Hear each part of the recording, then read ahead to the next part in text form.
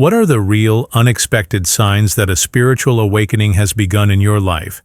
I can tell you, it is probably not what you think.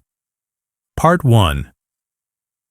Many people imagine a spiritual awakening as a sudden, dramatic flash of light, a moment of pure bliss and divine understanding, maybe while meditating on a mountaintop.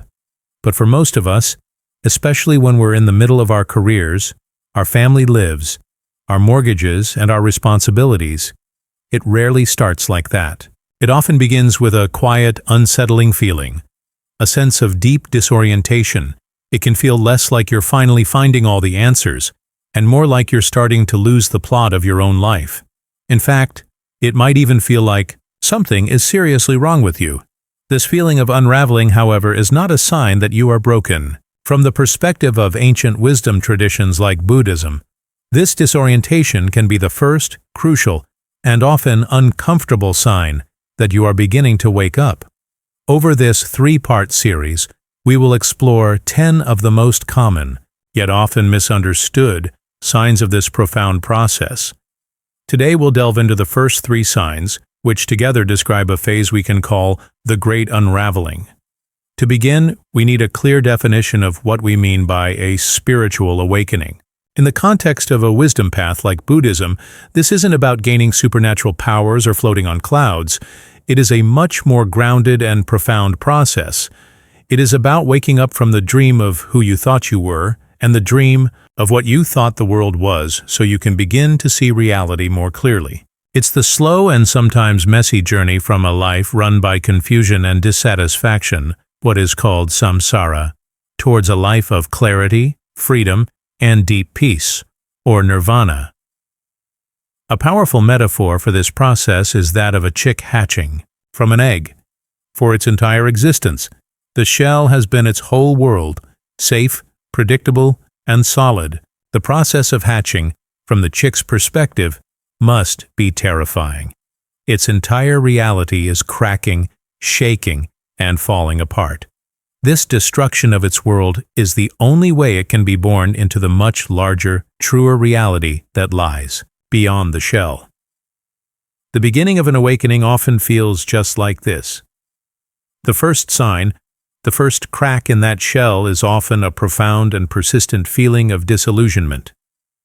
The things that used to motivate you and bring you a sense of satisfaction suddenly start to feel hollow. The career you worked so hard to build, the promotions, the material possessions you acquired, the social status you achieved, a quiet voice inside begins to ask, is this it? Is this all there is? The unspoken promise that our culture sells us, that if you just get the right job, the right house, the right partner, you'll achieve lasting happiness, is revealed to be a lie. This isn't clinical depression. It is a newfound clarity. It's the beginning of what Buddhism calls nekkhamma, which can be translated as renunciation. This is not about renouncing the world and going to live in a cave. It is the renunciation of the false promise that the external world can ever deliver ultimate, lasting fulfillment. As the shell of your old worldview begins to thin, the second sign often appears. An increased and sometimes overwhelming sensitivity. It's as if your own personal armor, the defenses you've built up over a lifetime, starts to dissolve. You might find you can no longer watch graphically violent movies or even the nightly news. The suffering of the world feels too palpable. You might walk into a room and feel the emotional energy of the people in it more acutely. You may become more sensitive to noise, to crowds, or to the subtle ways people communicate. This isn't a sign that you're becoming weak or fragile. It is a sign that you are becoming more open, more porous, and more alive. You are beginning to feel the world more directly, without the thick, numbing buffer of your old conditioning. Naturally, when your entire inner world begins to change, your outer world must eventually follow. This leads to the third sign, which is often the most challenging and painful part of the unraveling. A significant shift in your relationships. You may find that conversations with old friends that used to be fun and engaging now feel superficial and draining. Social gatherings you once looked forward to now feel like you're playing a part in a play you no longer believe in. This doesn't mean you have become better than your old friends, or that they are somehow less spiritual. It means that your own energetic frequency is changing. The things you value, the topics you want to discuss, and the way you want to connect are all shifting. As a result, you naturally start to drift away from situations and people that no longer resonate with this emerging, more authentic part of yourself, while feeling a deep craving for more meaningful connections. These three signs are deeply interconnected. The disillusionment with the old game is the first crack in the shell. This crack allows more of the world in, leading to increased sensitivity. This newfound sensitivity changes your personal resonance, which in turn causes your social world and relationships to shift. It is a natural, organic, but often deeply destabilizing process of shedding an old skin. A common question at this stage is, am I just having a midlife crisis, or am I depressed? And while these experiences can certainly have overlapping symptoms, there is often a key difference. A classic crisis or a bout of depression can feel like a hopeless dead end, a meaningless breakdown. A spiritual awakening, even in its most painful and confusing moments, often has a subtle undercurrent of searching. It feels like you are being pulled towards something new, even if you have no idea what that is. It is a breakdown that is simultaneously a breakthrough. So if you are experiencing any of this right now, the most important thing to know is that you are not alone, and you are not going crazy. The wisest response is not to panic and try to glue the pieces of your old eggshell back together. The task is to be incredibly gentle and patient with yourself. You are in a vulnerable, raw, and highly transformative state.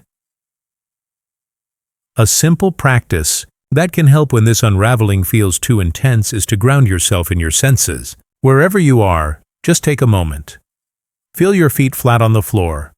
Feel the weight of your body on the chair you're sitting on. Now, silently name 5 things you can see in the room around you. Then, name 4 things you can physically feel. The texture of your clothes, the air on your skin.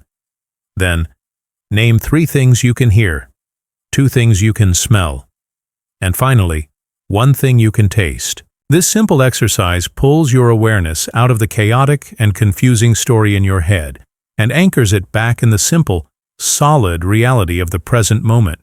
So, as we have seen, the beginning of a genuine spiritual awakening is often not a gentle sunrise, but a disorienting earthquake. It shows up as disillusionment with the old world, a heightened sensitivity to the new one, and a shifting of the very relationships that defined you. These are not signs that your life is falling apart. They are signs that your shell is breaking, making way for something far more real and alive to emerge. Remember the hatching chick. The breaking of its world is not the end, it is the beginning. The most important thing you can do is trust the process of your own beautiful, messy unraveling. In our next part, we will explore what comes next. After the old world begins to crumble, how do we start to find our way? We'll explore the next set of signs that show your own inner compass is coming online, beginning to guide you toward a new and far more authentic life.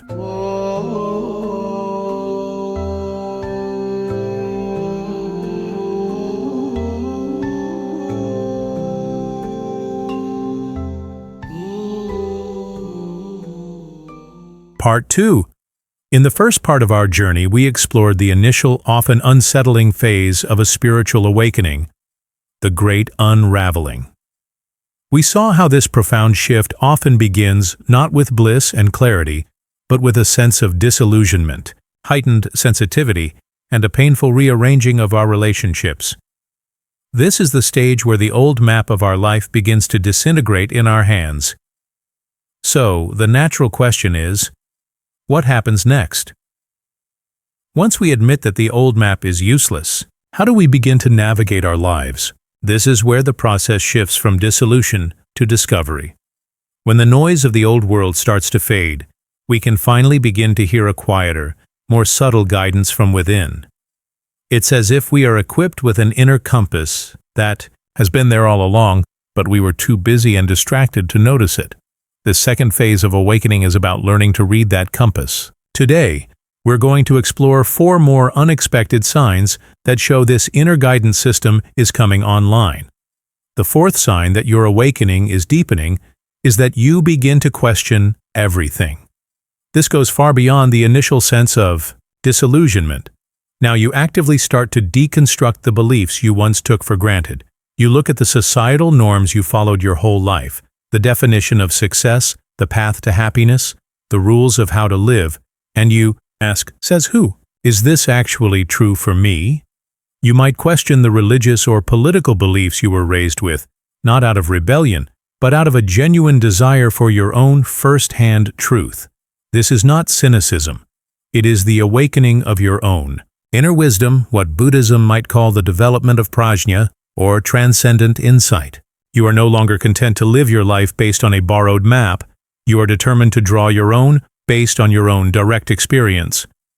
As this powerful questioning turns your attention inward, the fifth sign naturally arises: a deep and compelling desire for solitude and silence. Where you once might have feared being alone, you now begin to crave it.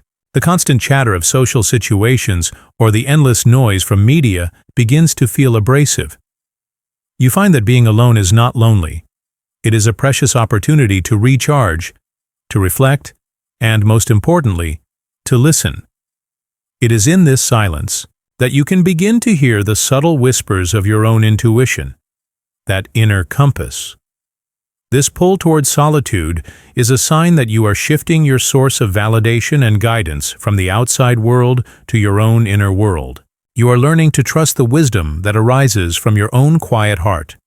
As you spend more time in this quiet, reflective space, you may notice the sixth sign emerge: a growing disinterest in drama and conflict. The things that used to hook you, gossip, complaining, political arguments on social media, the petty dramas in your workplace or family, start to lose their charge. It's not that you become a passive pushover. In fact, you may become more willing to speak your truth, but you do so without the need for the fight. You begin to see drama for what it is: a huge and unnecessary expenditure of life force energy. Your soul becomes more interested in peace than in being right. This is a profound sign of maturity. You are simplifying your life by refusing to participate in unnecessary complexity. You are conserving your energy for what truly matters: your own growth and contributing to the world in a positive way. Now, as you begin to follow this new inner path, questioning the old rules, listening in solitude, and avoiding needless drama, a truly magical and affirming sign often appears. This is our seventh sign. You start to notice a flow of synchronicity and meaningful coincidences. This is when the universe seems to start talking back to you. The very question you were pondering in the morning is answered by a line in a book you randomly open in the afternoon. You think of a long-lost friend, and they call you the next day. You decide to pursue a new path, and suddenly the perfect teacher or resource appears in your life. From a Buddhist perspective, this can be seen as a sign that you are aligning yourself more closely with the true nature of reality, which is one of profound interconnectedness, or what's known as pratyasamutpada, dependent origination. When your own personal story begins to harmonize with the larger story of the universe, the seams between the two seem to become thinner, and you catch glimpses of the intelligent, interconnected web that holds everything together. These four signs once again tell a coherent story. The deep questioning, 4, turns you inward. This leads to a desire for solitude, 5, in order to listen. In that quiet space, you lose your taste for the noise of external drama, 6, and as you walk this quieter, more authentic path, you begin to receive confirmation from the universe in the form of synchronicity, 7, which encourages you to trust your new compass even more. A common experience during this phase is feeling a bit disconnected from the mainstream world. As your friends are consumed by the latest political drama or celebrity gossip, you might find you just don't care, which can feel alienating. It's important to understand this isn't a sign of spiritual arrogance. It's a sign that your priorities are fundamentally shifting. You are being drawn out of the complex illusions of the world and toward the simple, profound truth of your own being. A wonderful practice to support this stage is to begin a simple journaling practice. You don't need to write pages and pages. Just take 5 minutes at the end of the day to answer 2 questions. What question arose in me today? And did I notice any strange or meaningful coincidences today? This simple act trains your mind to pay attention to your own inner inquiry and to the subtle ways the world responds to you. It helps you to build a conscious relationship with your own inner compass. So we can see that after the initial chaos of the great unraveling, a new sense of direction begins to emerge. It doesn't come from an external authority, but from a quiet, intuitive knowing within. You are learning to question, to listen, to simplify, and to trust the mysterious and beautiful flow of your own life. This is the search, the adventure of drawing your own map. In our final part, we will explore the last 3 signs, which describe the destination that this new compass is leading you toward. We will look at how this inner shift begins to manifest in your body, your heart, and your very perception of reality itself, as you begin to integrate and live from this new, awakened state of being.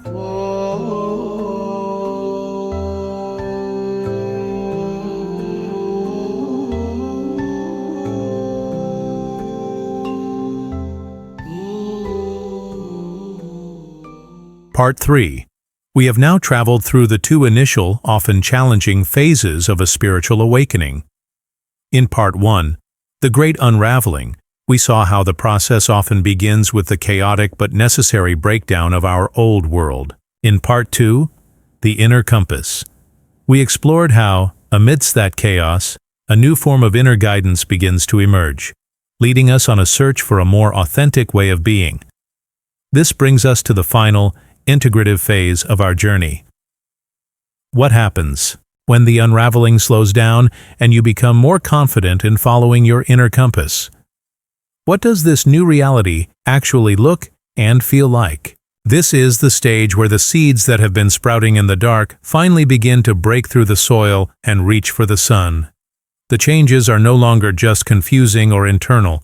They begin to manifest in a tangible way in your life, your body, and your heart. Today we will explore the final 3 signs that indicate your spiritual awakening is moving from a disruptive process to an integrated new way of living.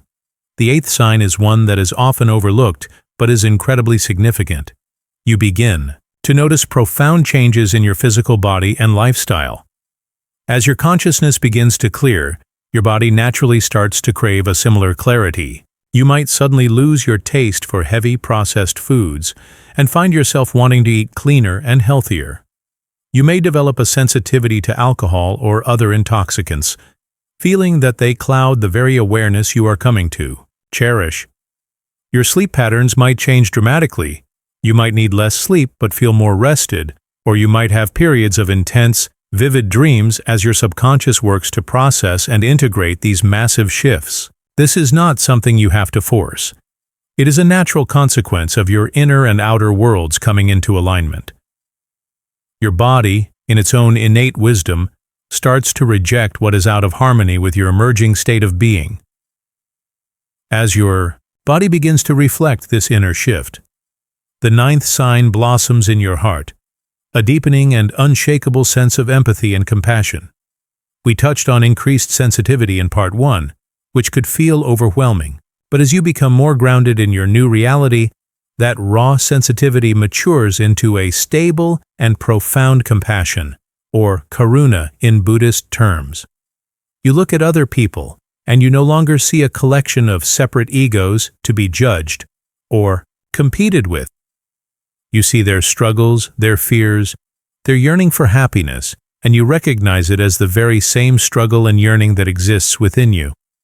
This compassion is not limited to humans. You feel a stronger connection to animals, to plants, to the well-being of the planet itself. The illusion of separation begins to dissolve, and in its place, a felt sense of our shared existence arises.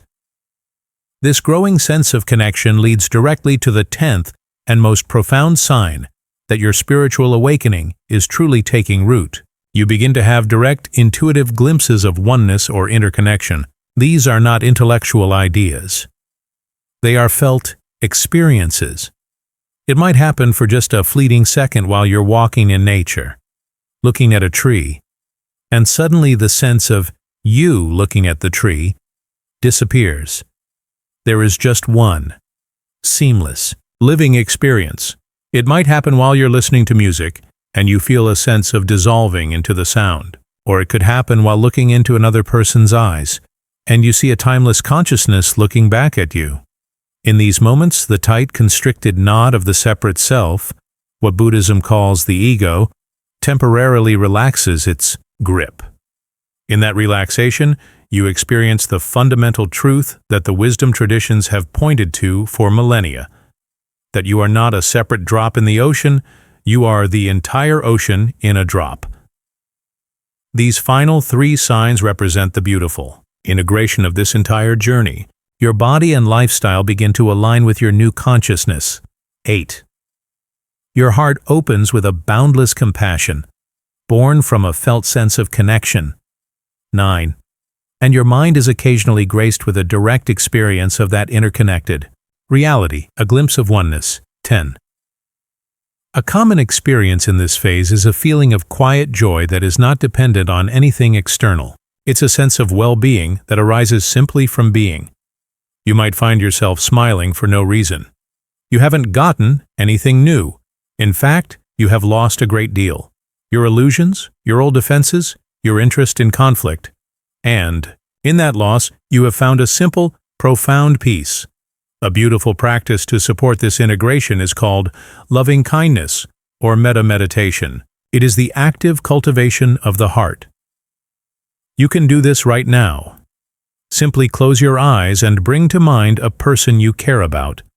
Silently repeat the phrases, "May you be happy. May you be healthy. May you be safe. May you live with ease." Feel the warmth of that wish in your own heart. Then turn that same phrase towards yourself. May I be happy. May I be healthy. May I be safe. May I live with ease. And finally, imagine extending that wish outward to all beings everywhere. This practice actively strengthens the muscle of compassion and helps to dissolve the illusion of separation. So, we have traveled the full arc of this incredible and often unexpected journey. We saw how it begins with the painful unraveling of our old world. We followed the signs of an emerging inner compass guiding us on a new search. And finally, we have seen the dawning of a new reality where our bodies, our hearts, and our minds begin to reflect a deeper and more interconnected truth. The ultimate takeaway is this: a spiritual awakening is not about escaping this world, but about finally arriving in it, fully and completely. It is not about becoming someone special, but about becoming profoundly and simply human. It is a return to your own true nature, which has been here all along, waiting patiently beneath the noise and confusion of your old, constructed self. Thank you for joining me on this 3-part journey. Which of these 10 signs resonated most deeply with your own experience? Please share your story in the comments below. Your journey could be the sign that someone else has been waiting for. If this series has been helpful, don't forget to press like and subscribe to Buddhism Wisdom, Spirituality to continue this exploration with us.